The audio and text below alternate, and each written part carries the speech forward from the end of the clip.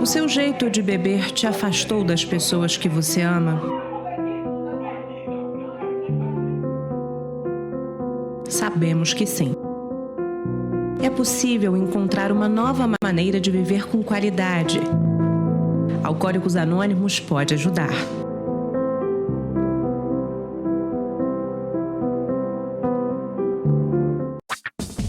Enquanto você acha que alguma coisa deveria ser feita contra o racismo, a Alerj faz. As leis que você precisa, a Alerj faz. Baixe o aplicativo da Alerj e conheça seus direitos.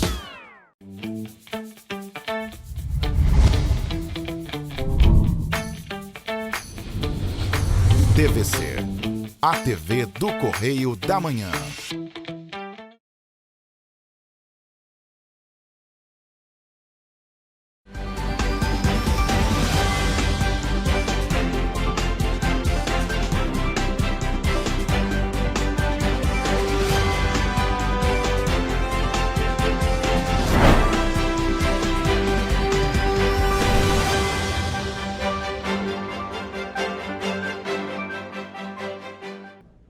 Olá, e começa agora mais um Correio Petropolitano na TV, primeira edição. Eu sou Mariana Braga e estamos ao vivo dos estúdios da TV Correio da Manhã em Petrópolis, trazendo as principais notícias da região, especialmente para você. Hoje é quarta-feira, 1º de julho, e você vai ver a seguir. Estado aprova auxílio a municípios da região serrana em calamidade pública. Câmara de Nova Friburgo derruba veto e mantém auxílio alimentação para vereadores. Homem é detido após dirigir de forma perigosa e fugir de abordagem policial em Três Rios. Homem é preso em flagrante por porte ilegal de arma de fogo em Petrópolis. Polícia Federal realiza a segunda fase da operação contra desvio de recursos da saúde. Agora, no Correio Petropolitano na TV, primeira edição.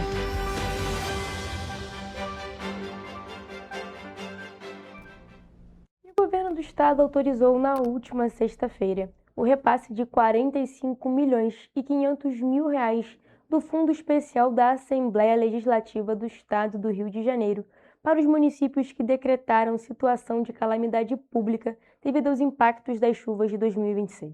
Ao todo, 26 cidades, incluindo Nova Friburgo, Petrópolis, Teresópolis, Santa Maria Madalena e Bom Jardim, todos municípios aqui da região serrana, vão receber cerca de R$ 1.750.000 cada. Segundo o texto aprovado da Assembleia Legislativa do Estado do Rio, os recursos vão ser destinados às cidades que decretaram situação de emergência ou estado de calamidade reconhecido pelos governos estadual e federal até o dia 19 de julho deste ano. Com a sanção, o auxílio vai chegar aos municípios contemplados e deverá ser utilizado obrigatoriamente em ações emergenciais de assistência social, saúde e infraestrutura urbana e rural, não podendo ser gasto em outro interesse.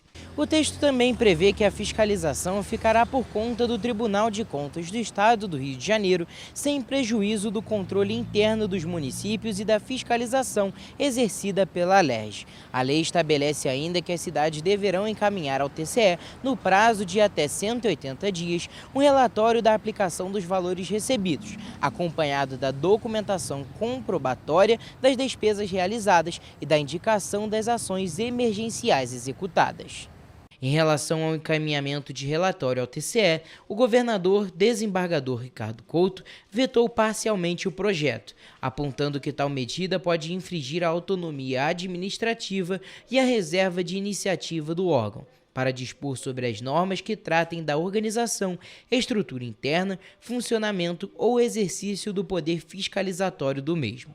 No total, 26 municípios vão receber os recursos, sendo Nova Friburgo, Petrópolis, Teresópolis, Santa Maria Madalena e Bom Jardim da região serrana. A medida aprovada na Alerj e sancionada pelo Estado tem caráter emergencial e visa garantir um apoio financeiro para ações de reconstrução e restabelecimento de serviços essenciais. Olha só, gente, o assunto do Vale Alimentação em Nova Friburgo segue tendo desdobramentos.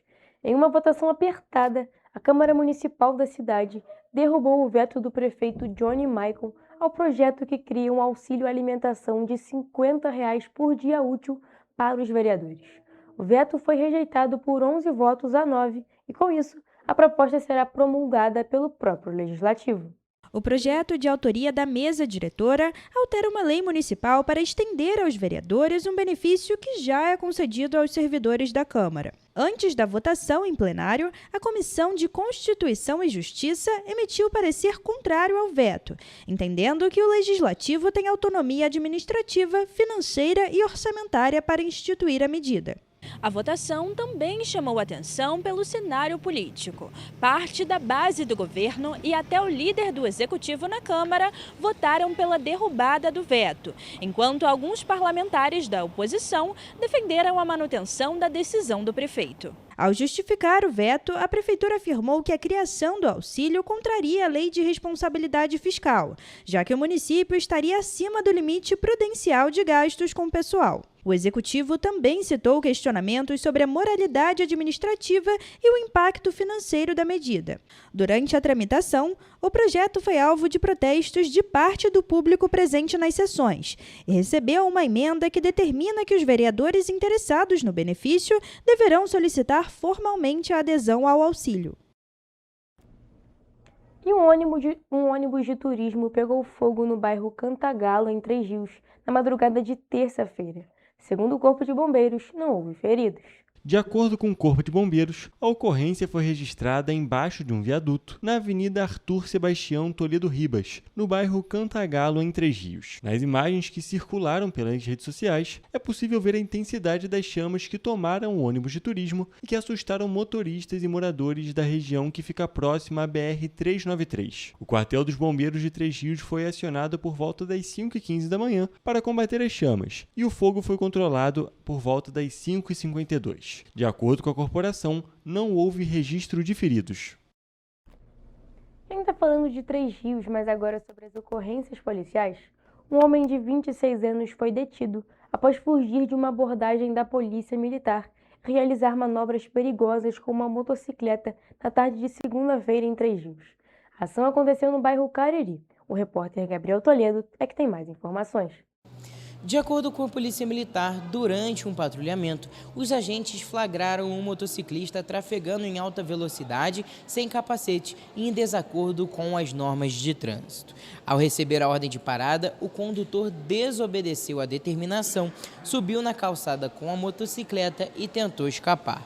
Após um cerco, o homem foi localizado no bairro Cariri.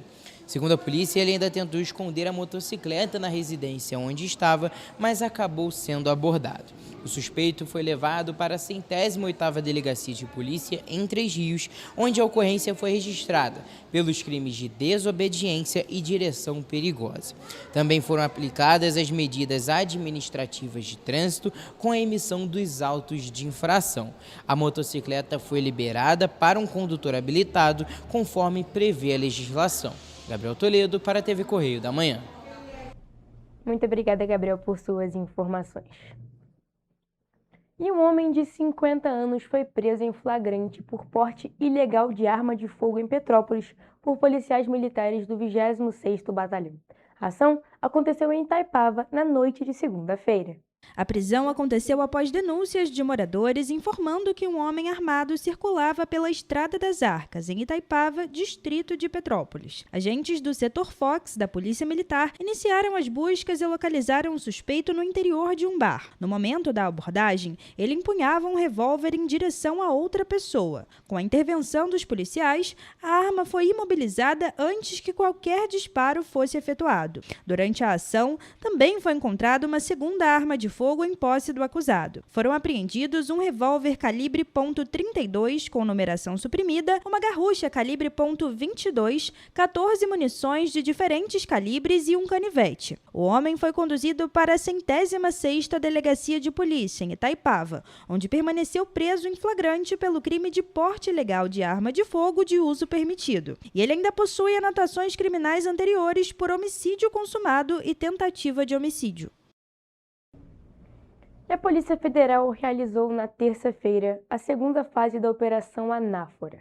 Ao todo, foram cumpridos 14 mandados de busca e apreensão em endereços ligados aos investigados nas cidades do Rio de Janeiro, Niterói e também Duque de Caxias.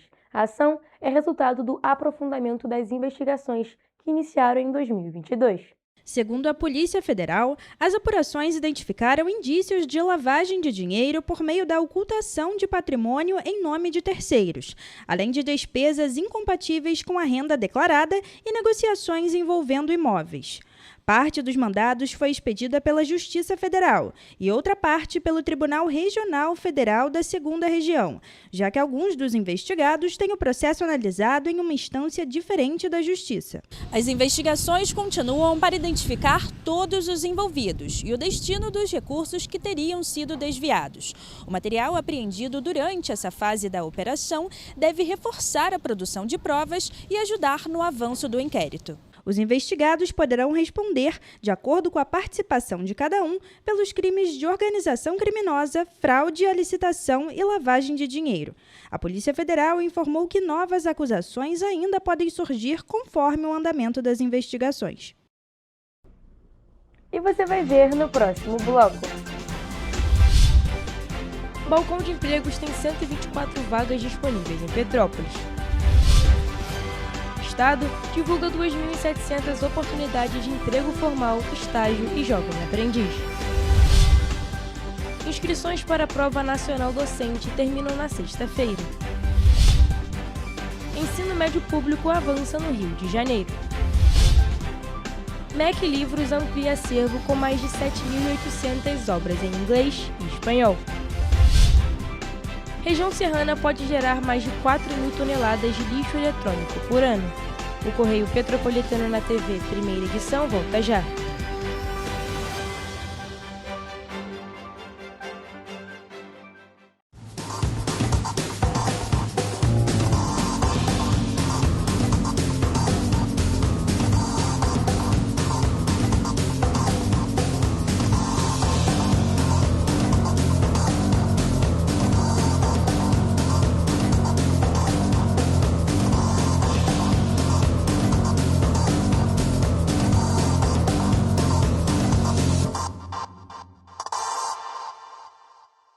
Petrópolis, uma cidade histórica, que agora tem um novo ponto de conexão. O Correio Petropolitano se renovou e leva o que de mais importante acontece na cidade, de maneira mais ágil e acessível. Acesse as notícias de Petrópolis de maneira rápida e prática, onde quer que você esteja. Fique por dentro dos acontecimentos da cidade, da política, da cultura e muito mais. Correio Petropolitano. A informação de qualidade a um clique de distância. Acesse www.correiopetropolitano.com.br. O seu jeito de beber te afastou das pessoas que você ama? Sabemos que sim. É possível encontrar uma nova maneira de viver com qualidade. Alcoólicos Anônimos pode ajudar.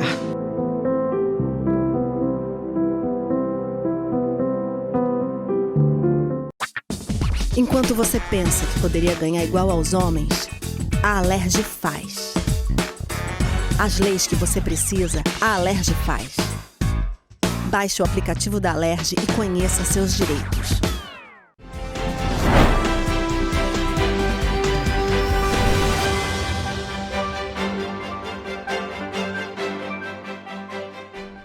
Estamos de volta. Começamos esse bloco falando sobre oportunidades de trabalho. Aqui em Petrópolis estão sendo oferecidas 124 vagas de emprego até sexta-feira por meio do serviço do Balcão de Empregos. Além disso, nesta semana, existem 51 vagas que não exigem experiência prévia. O Balcão de Empregos da Prefeitura de Petrópolis está oferecendo 124 oportunidades de trabalho nesta semana.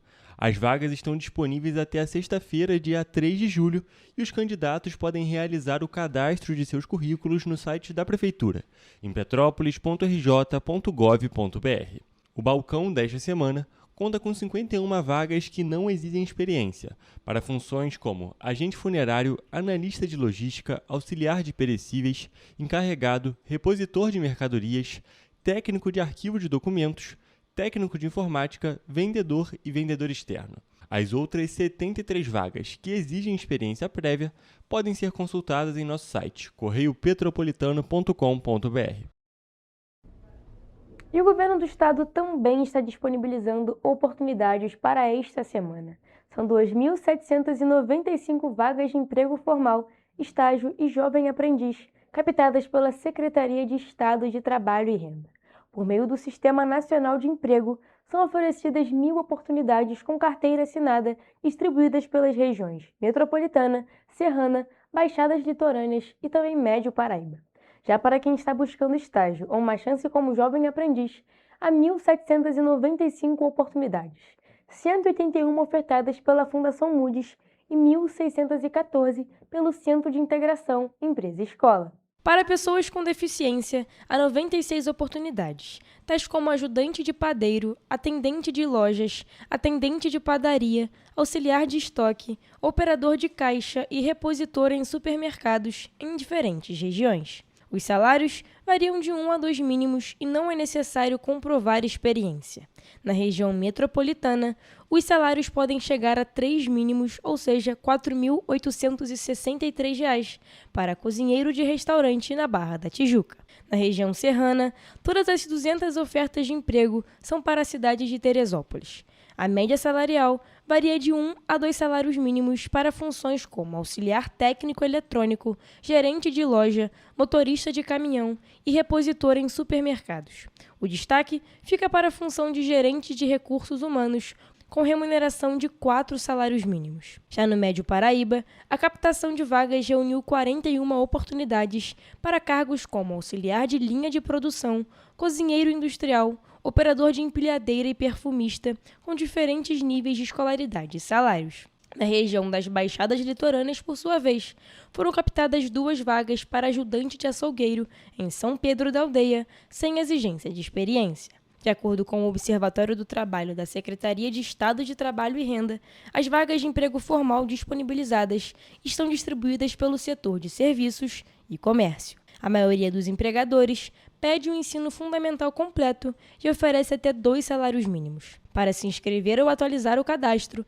é necessário ir a uma unidade do Cine, levando os documentos de identificação civil, carteira de trabalho, PIS, PASET, NIT, NIS e o CPF. O endereço das unidades e os detalhes de todas as vagas oferecidas podem ser encontrados no painel interativo de vagas da Secretaria de Estado de Trabalho e Renda, disponível no site www.rj.gov.br/trabalho. Além disso, uma parceria entre a Secretaria de Estado de Trabalho e Renda e as instituições Fundação Moody's e CIEE resultou na oferta de estágios para diferentes níveis de escolaridade, além de oportunidades para jovem aprendiz. A Fundação Moody's oferece esta semana 181 vagas de estágio nos níveis superior, médio e técnico. Para se candidatar, basta acessar o site www.moodys.org.br. Já o CIEE oferece 1.614 oportunidades de estágio e jovem aprendiz para diferentes níveis de escolaridade. Informações mais detalhadas podem ser obtidas em www.ciee.org.br. E agora falando sobre educação, as inscrições para a Prova Nacional Docente, a PND, seguem abertas até sexta-feira, dia 3 de julho. O cadastro deve ser feito exclusivamente pela internet no site do INEP. Vale lembrar que a avaliação foi criada pelo Ministério da Educação para medir a formação dos futuros professores e também auxiliar estados e municípios na seleção de docentes para as redes públicas de ensino.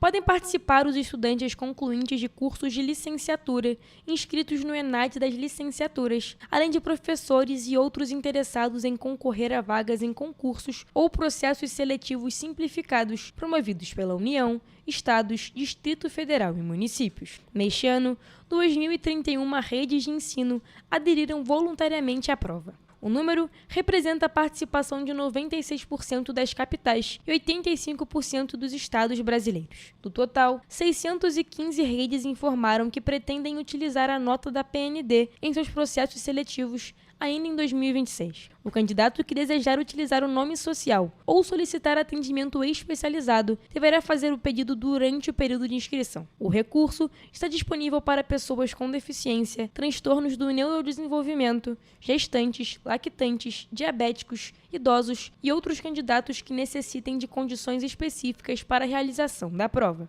A taxa de inscrição é de R$ 85,00 para os candidatos não isentos e pode ser paga até o dia 8 de julho. Quem teve o pedido de isenção aprovado também precisa efetuar a inscrição dentro do prazo. Já os candidatos que tiveram o pedido negado podem confirmar a participação mediante o pagamento da taxa. As provas serão aplicadas no dia 20 de setembro em todos os estados e no Distrito Federal, com duração de 5 horas e 30 minutos. A avaliação terá questões de formação geral docente e de conhecimentos específicos de acordo com a área de licenciatura do participante. Nessa edição, serão avaliadas 21 áreas, incluindo as novas licenciaturas em Teatro, Dança, Ciências Naturais, Letras e Espanhol.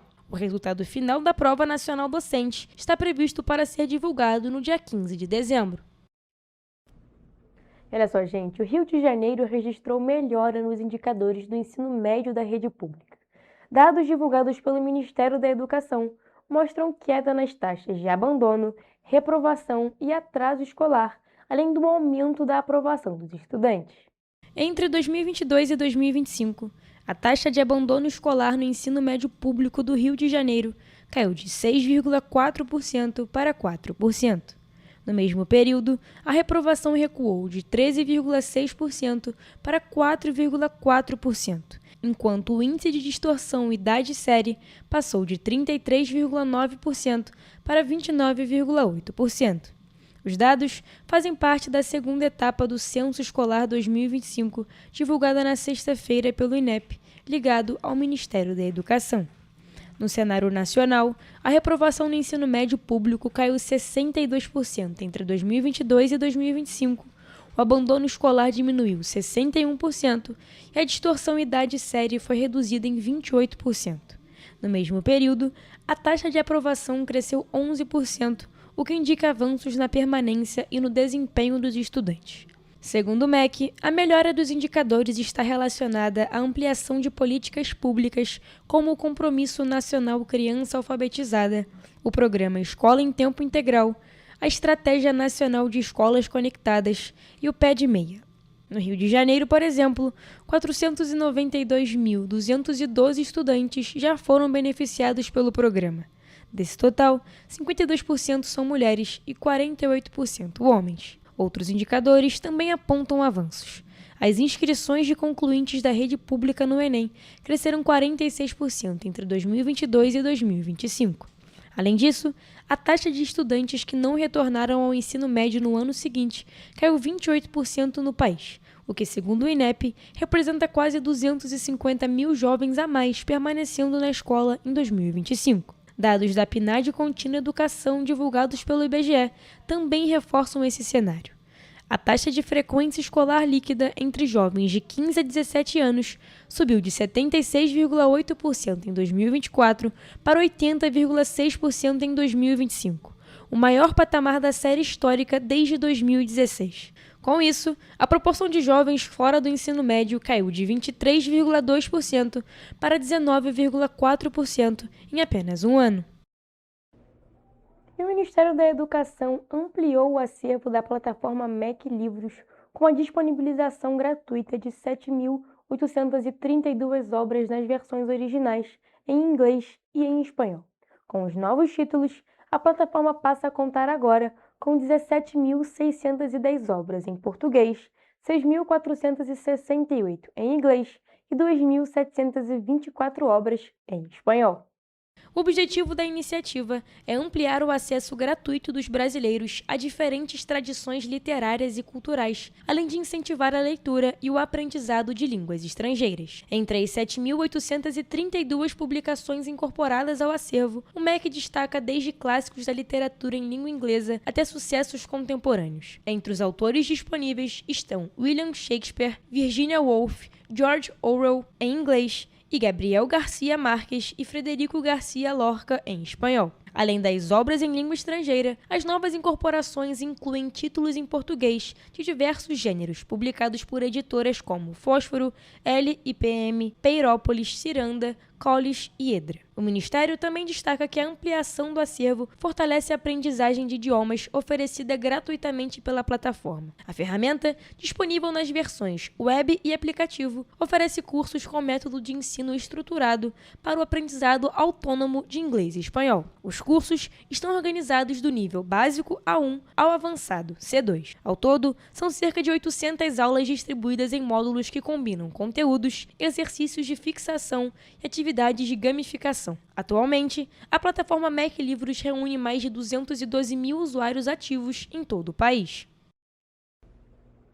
E olha só, gente, o avanço da tecnologia também traz um desafio cada vez maior: o descarte correto dos equipamentos eletrônicos. Um levantamento mostra que Petrópolis, Teresópolis e Nova Friburgo podem produzir juntas até 4.400 toneladas de lixo eletrônico por ano. Olha só. Segundo estimativas baseadas em dados da ONU e do IBGE, Petrópolis pode gerar até 2.000 toneladas de resíduos eletrônicos por ano. Teresópolis até 1.100 toneladas e Nova Friburgo cerca de 1.200 toneladas. O volume contrasta com a quantidade oficialmente recolhida em campanhas de coleta, o que reforça a importância da destinação adequada desse material. O descarte precoce dos aparelhos também preocupa. Um levantamento do Instituto de Defesa de Consumidores aponta que 81% dos brasileiros preferem comprar um celular novo em vez de consertar o antigo. Além disso, o estudo mostra que mais da metade dos smartphones apresentam defeitos antes de completar 3 anos de uso, cenário associado à obsolescência programada e à dificuldade de acesso a peças de reposição. Especialistas alertam que organizar notas fiscais, acompanhar garantias e priorizar o reparo dos equipamentos pode ajudar a prolongar a vida útil dos produtos, o que reduz, assim, os gastos dos consumidores e a produção de lixo eletrônico. Vale destacar que o descarte deve ser feito em pontos de coleta especializados, evitando impactos ao meio ambiente. Nós vamos agora para um rápido intervalo, mas não saia daí, porque você vai ver a seguir. Vacinação contra o HPV para adolescentes é prorrogada até dezembro. O governo do estado entrega novo centro de radioterapia e amplia atendimento a pacientes com câncer.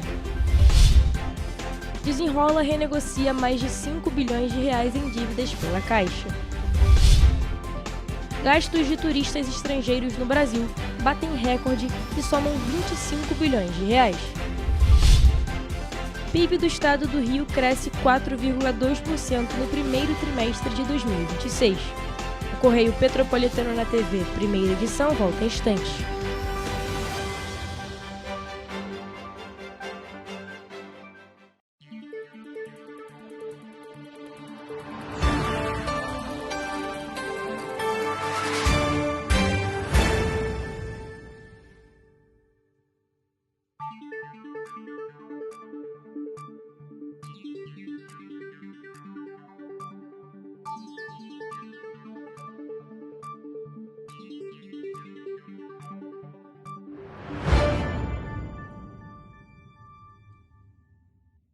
Correio da Manhã, o grupo de comunicação que mais cresce no Brasil. 5 gráficas, 5 jornais diários. Correio da Manhã, Correio Nacional, Distrito Federal, Sul Fluminense, Petropolitano e agora Correio da Manhã São Paulo. Além do Jornal da Barra, Jornal de Turismo, Revista O Cruzeiro, TV Correio da Manhã e estúdios próprios.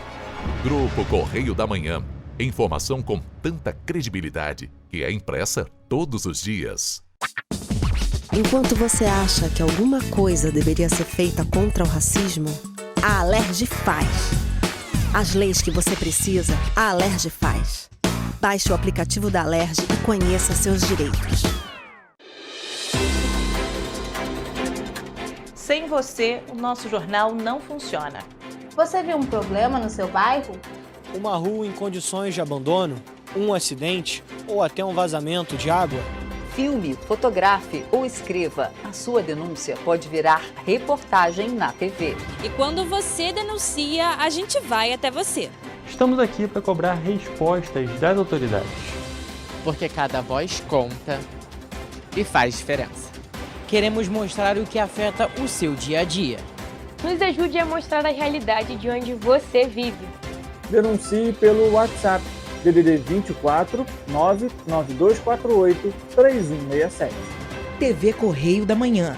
Jornalismo por você e com você.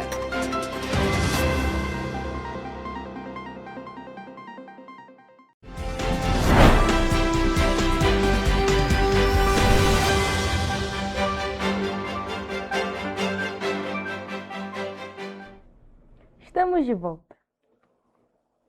E o Ministério da Saúde prorrogou até o dia 31 de dezembro a vacinação contra o HPV para adolescentes de 15 a 19 anos que ainda não foram imunizados.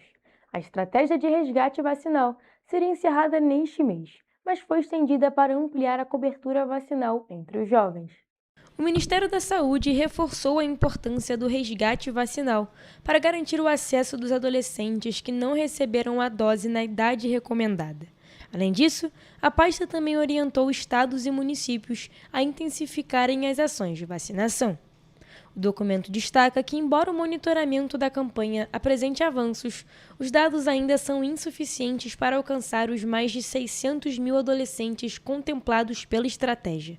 Por isso, o Ministério defende o reforço de ações extramuros, como vacinação em escolas, universidades e outros locais de grande circulação de pessoas. A pasta também ressaltou a importância de parcerias com sociedades científicas, órgãos de classe, organizações não governamentais, igrejas e veículos de comunicação para ampliar a divulgação sobre a segurança e a eficácia da vacina. Dados coletados até junho deste ano mostram que 287.647 adolescentes entre 15 e 19 anos já foram imunizados contra o HPV. Desse total, 124.172 são do sexo feminino e 163.502 do sexo masculino. Vale lembrar que a vacina contra o HPV faz parte do calendário nacional de vacinação para crianças e adolescentes de 9 a 14 anos. Desde 2024, o Brasil adotou o esquema de dose única, substituindo o modelo anterior de 2 doses e facilitando o acesso à imunização. Para pessoas imunocomprometidas, como quem vive com HIV ou AIDS, pacientes oncológicos e transplantados, o esquema vacinal continua sendo de 3 doses. A mesma recomendação vale para usuários de profilaxia pré-exposição, a PrEP, entre 15 e 45 anos e para vítimas de violência sexual a partir dos 15 anos.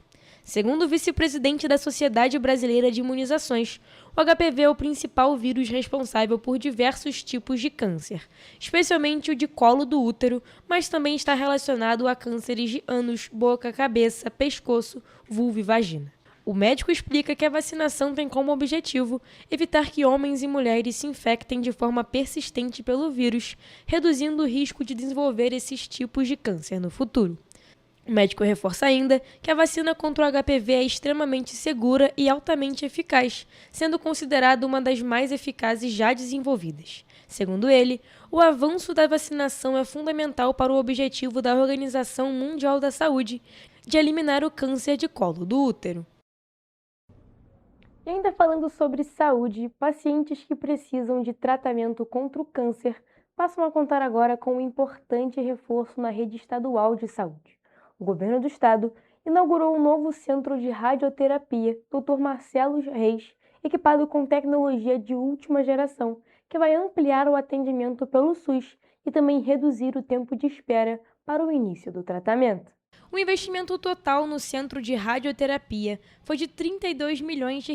Desse valor, R$ 21 milhões foram destinados à aquisição do acelerador linear, com recursos da Fundação de Amparo à Pesquisa do Estado do Rio de Janeiro. A estrutura também conta com o Gamma Knife, que é o equipamento utilizado em radiocirurgias cerebrais de alta precisão, sem necessidade de incisões. A Fundação Paulo Lemay agora tem autonomia completa, doutor Ricardo, para gerir essa instituição, que é uma instituição estadual que presta serviço exclusivamente ao SUS. É um modelo para todo o Brasil do que acontece aqui.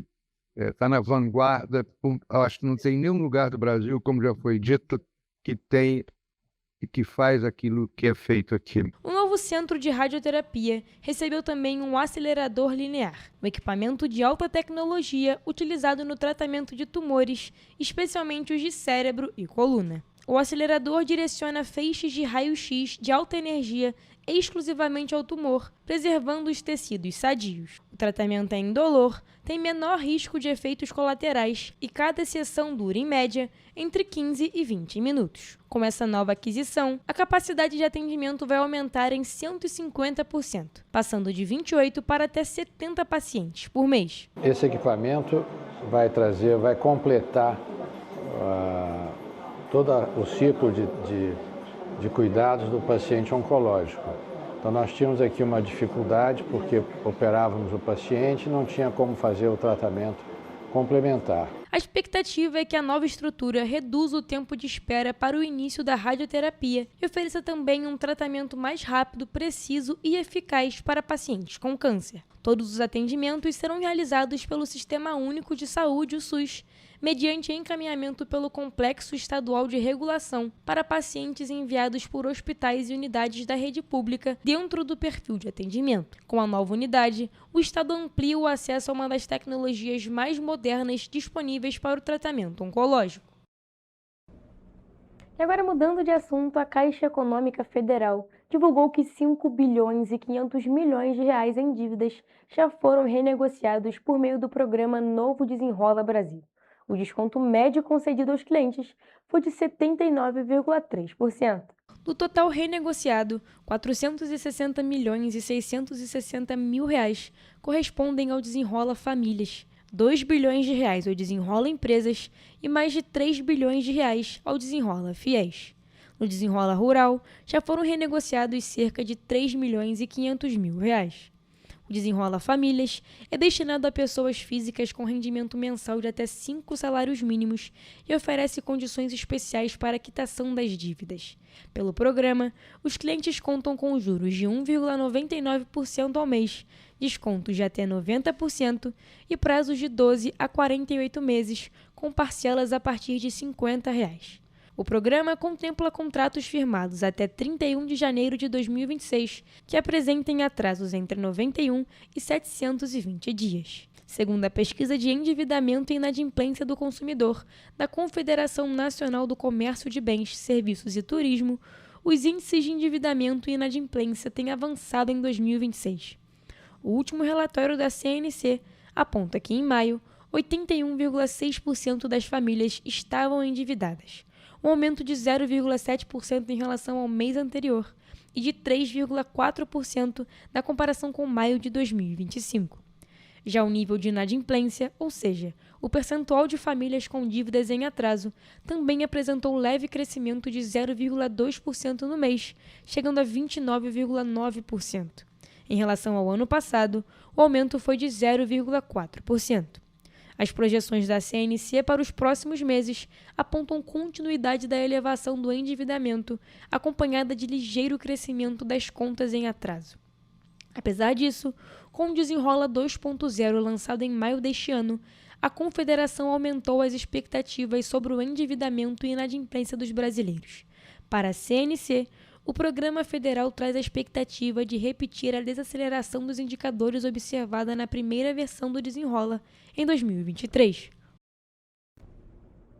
E o turismo internacional continua em alta no Brasil. Dados mostram que entre janeiro e maio deste ano, os gastos de visitantes estrangeiros no país somaram 25 bilhões de reais, o maior valor já registrado para o período. De acordo com o Ministério do Turismo, o resultado representa um crescimento de 11% em relação aos 5 primeiros meses do ano passado, quando os gastos totalizaram 22 bilhões e 600 milhões de reais. Somente em maio, os turistas internacionais deixaram mais de 4 bilhões de reais na economia brasileira, uma alta de 19% na comparação com o mesmo mês de 2025. O fluxo de visitantes também apresentou crescimento. Em maio, o Brasil recebeu 486.262 turistas estrangeiros, o melhor desempenho da série histórica para o mês e aumento de 5,4% em relação a maio do ano passado. No acumulado de janeiro a maio, quase 5 milhões de visitantes internacionais desembarcaram no país, mantendo o patamar recorde registrado em 2025. Os dados também mostram o avanço do turismo chinês. Somente em maio, mais de 15 mil visitantes da China entraram no Brasil, um crescimento de 75% na comparação com o mesmo mês do ano passado. Vale destacar que desde 11 de maio, turistas chineses estão isentos de visto para viagens de turismo e negócios, medida válida até 31 de dezembro. No acumulado do ano, mais de 55 mil chineses visitaram o país, alta de 43% em relação a 2025. Para o setor de bares e restaurantes, o crescimento do turismo internacional fortalece toda a cadeia econômica ligada à atividade. Segundo a Associação Brasileira de Bares e Restaurantes, as vendas do setor de alimentação fora do lar cresceram 4,6% em maio, resultado impulsionado pelo aumento do turismo, tanto doméstico quanto internacional. A economia fluminense começou 2026 em ritmo de crescimento. O Produto Interno Bruto, o PIB do estado do Rio de Janeiro, avançou 4,2% no primeiro trimestre, na comparação com o mesmo período do ano passado. Confira. O desempenho foi puxado pela indústria, que representa 38% da economia do estado e cresceu 9,8% no período. O principal destaque foi a indústria extrativa, com alta de 13,1%, impulsionada pela produção de petróleo e gás natural. O Rio de Janeiro concentrou 87,3% de todo o volume extraído no país. A indústria da construção também apresentou resultado positivo, com um crescimento de 2,6%, favorecido pelos investimentos em infraestrutura. O setor contribuiu para a geração de 7.400 novos postos de trabalho no período. Já a indústria de transformação recuou 1,4%, impactada pelos juros elevados e pelo aumento dos custos de produção. O setor de serviços, responsável por cerca de metade do PIB fluminense, registrou crescimento de 0,3% no primeiro trimestre. Para o fechamento de 2026, a Firjan projeta alta de 3,4% na economia do estado, com a indústria seguindo como o principal motor do crescimento.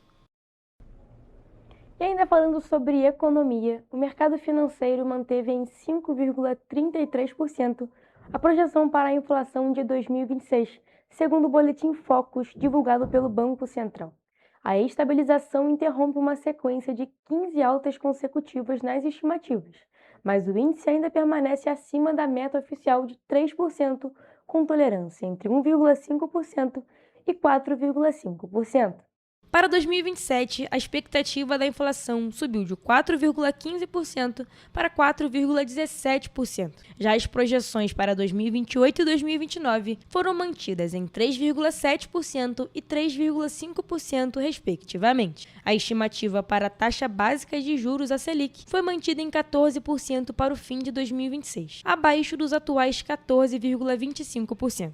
A próxima reunião do Comitê de Política Monetária está marcada para os dias 4 e 5 de agosto. Para 2027, a projeção segue em 12%, enquanto a expectativa para 2028 subiu para 10,5%.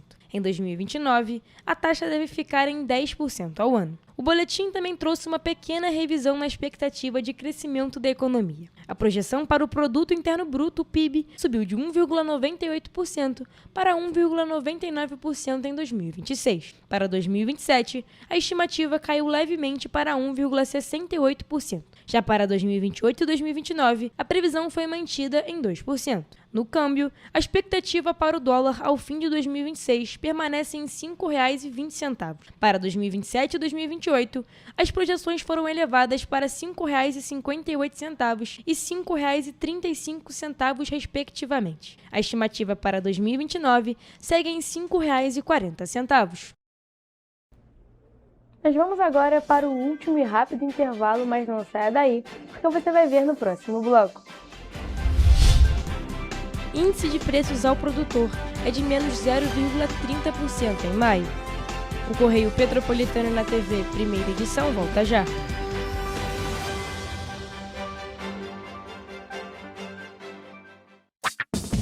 Enquanto você imagina que poderia rolar desconto na conta de luz, a Alerj faz.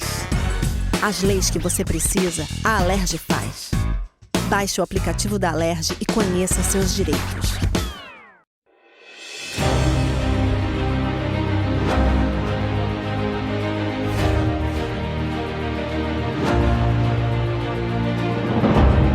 jornalismo de direita. É jornalismo direito. Correio Petropolitano. Tudo que seu jornal não deveria ter deixado de ser. Todos os dias, em uma banca perto de você.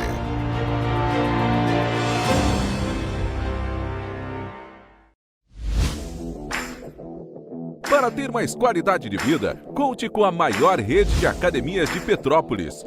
Aqui na Corper, com uma mensalidade, você utiliza todas as unidades: Centro, Bingen, Itamaraty e Itaipava. Com planos a partir de R$ 98,00, a academia oferece ambientes modernos para você cuidar da sua saúde com segurança. Os espaços contam com dezenas de aparelhos de musculação, diversos equipamentos para aeróbico e funcional, além, é claro, de profissionais qualificados e uma extensa grade de aulas coletivas, que inclui dança, bike, jump, wolf fit, step fit, entre outras. Nossas estruturas são equipadas com salas de musculação e aulas coletivas, salas de avaliação física e nutricional, vestiários e estacionamentos amplos. Venha nos fazer uma visita e surpreenda-se! Petrópolis, uma cidade histórica que agora tem um novo ponto de conexão. O Correio Petropolitano se renovou e leva o que de mais importante acontece na cidade, de maneira mais ágil e acessível. Acesse as notícias de Petrópolis de maneira rápida e prática, onde quer que você esteja. Fique por dentro dos acontecimentos da cidade, da política, da cultura e muito mais. Correio Petropolitano. A informação de qualidade a um clique de distância. Acesse www.correiopetropolitano.com.br.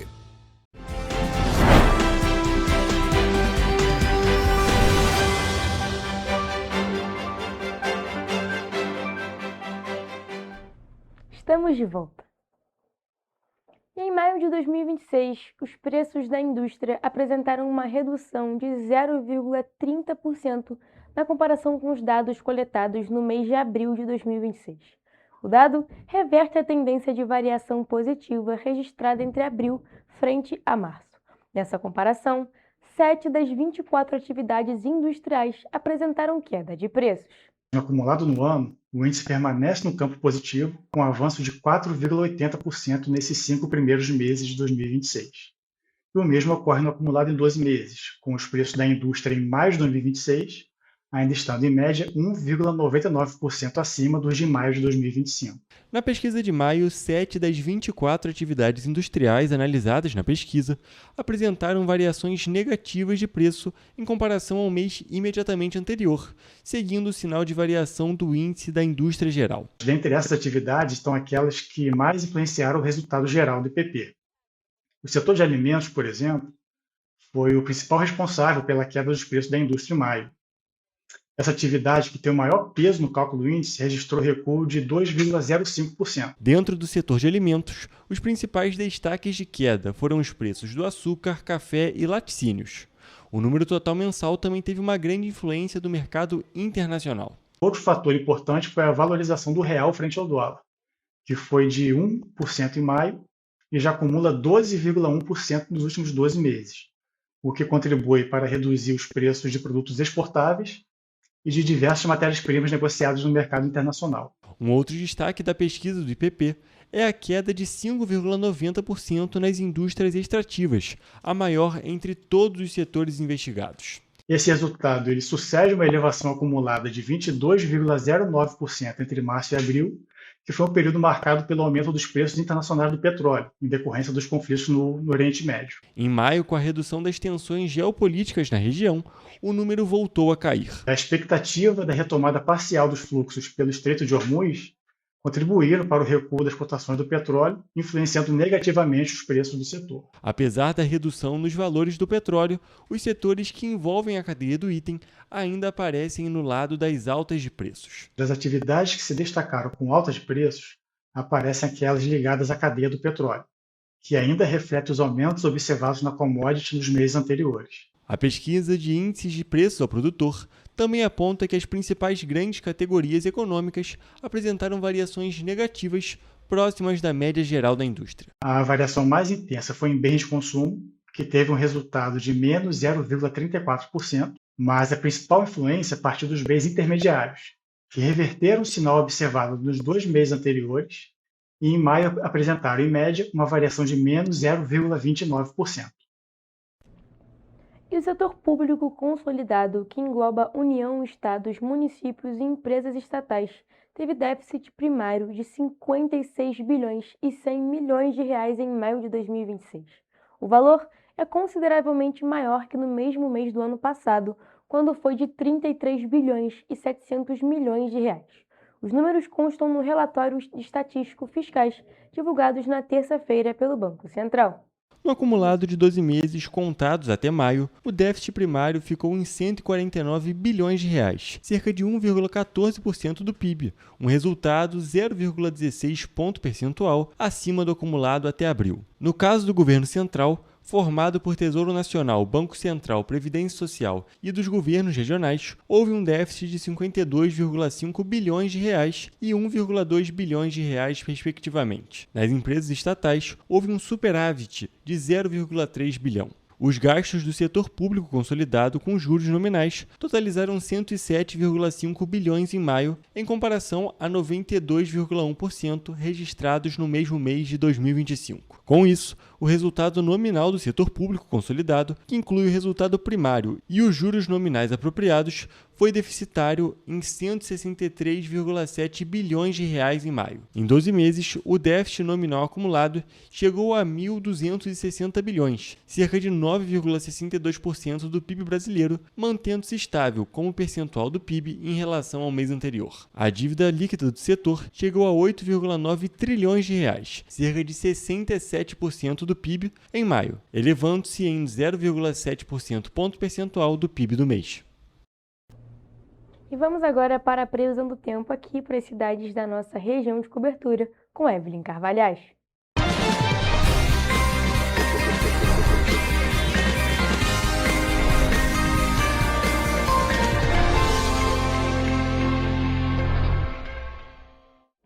Entramos em julho e esse mês vai começar com a cara do inverno, mas deve terminar com temperaturas bem acima do normal no sudeste. Isso porque o fenômeno El Niño está em rápido processo de fortalecimento e os primeiros efeitos já começam a ser sentidos no Brasil. A previsão do Climatempo indica que o Sudeste terá um mês de contrastes. Nas primeiras semanas, a passagem de frentes frias e de fortes massas de ar polar deve manter o tempo mais frio, com queda nas temperaturas e alguns episódios de chuva. Aqui no estado do Rio de Janeiro, a expectativa é de chuva um pouco acima da média, principalmente no centro-sul fluminense por causa da passagem dessas frentes frias. Mesmo assim, a chuva não deve ser tão frequente nem tão generalizada como a registrada durante o mês de junho. Na região serrana, as madrugadas e manhãs devem continuar geladas, com a chegada de massas de ar polar ao longo do mês. Durante as tardes, o sol deve aparecer com mais frequência, principalmente nos períodos sem chuva. E para quem já está sonhando com um tempo mais quente, a boa notícia é que o fim de julho pode ter picos de calor acima da média. O El Niño deve favorecer a elevação das temperaturas em boa parte do Sudeste, inclusive no estado do Rio de Janeiro. Então, o mês de julho promete variações no tempo. O início será marcado pelo frio e pela passagem de frentes frias, enquanto a reta final deve ter dias mais quentes, com temperaturas acima do normal para esta época do ano. Mas olha, agora que a gente já sabe como será julho, vamos voltar para a nossa previsão para o dia de amanhã, onde a quinta-feira segue com tempo firme em toda a nossa região de cobertura. O sol aparece entre algumas nuvens ao longo do dia e não há previsão de chuva nas cidades da nossa região de cobertura. As temperaturas continuam amenas durante a manhã e também gradualmente à tarde. Mas vamos agora detalhar nossa previsão, começando por Nova Friburgo, onde a quinta-feira será de sol com algumas nuvens e neva ao amanhecer. À tarde, o sol predomina e à noite terá céu limpo. Os termômetros vão variar entre mínima de 13 e máxima de 23 graus. Em Teresópolis, o dia começa com névoa ao amanhecer. Depois, o sol aparece entre algumas nuvens e o tempo permanece firme. À noite, o céu fica limpo, enquanto os termômetros vão variar entre mínima de 13 e máxima de 24 graus. Aqui em Petrópolis, o tempo também segue estável. A quinta-feira será de sol com algumas nuvens e névoa ao amanhecer. À noite, o céu fica limpo e, nesse caso, os termômetros vão variar entre mínima de 13 e máxima de 23 graus. E agora, mudando de região, indo para o centro-sul do estado, em Paraíba do Sul, o dia será de sol com algumas nuvens. O tempo segue firme e sem previsão de chuva. Os termômetros podem variar entre mínima de 14 e máxima de 26 graus. E para finalizar a nossa previsão, em 3 dias o tempo também permanece estável. A quinta-feira será de sol com algumas nuvens durante o dia. À noite, o céu fica com muitas nuvens, mas sem previsão de chuva, enquanto as temperaturas vão variar entre mínima de 15 e máxima de 27 graus. Bom, ficamos por aqui com mais uma previsão do tempo. Até a próxima!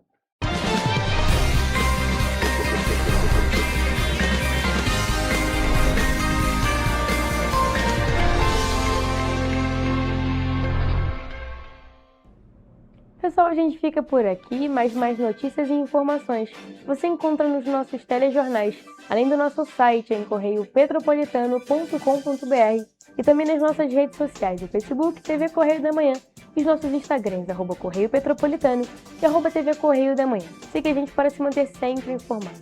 E olha, a participação de vocês através do envio de denúncias é muito importante. E vocês podem nos enviar essas denúncias através do nosso e-mail, em tvccorreiodamanhã@gmail.com, ou também, é claro, para o nosso WhatsApp no DDD 24 99248 3167. O Correio Petropolitano na TV, primeira edição, fica por aqui, mas amanhã, é claro, a gente está de volta. Eu espero por vocês a partir de 1h da tarde. Temos um encontro marcado. Até lá!